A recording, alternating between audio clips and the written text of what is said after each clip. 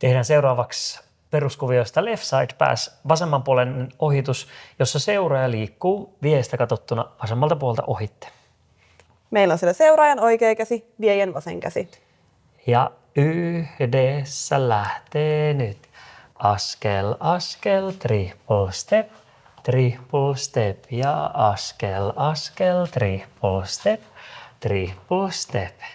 Katsotaan vähän tarkemmin sitä seuraajan askellusta.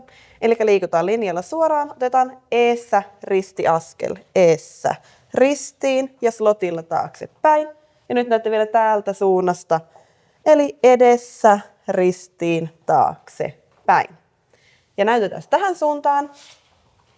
Eli kol ja nel, vi ja ku. Viejästä ajateltuna koko ajatus ja kuvio lähtee siitä, että luoti suoraan otetaan vasemmalla askel taaksepäin. Taakse, väistä, palaa takaisin sille linjalle. Katsotaan vielä tuohon suuntaan. Ja täältä lähtee tulee taakse, väistä, palaa takaisin linjalle.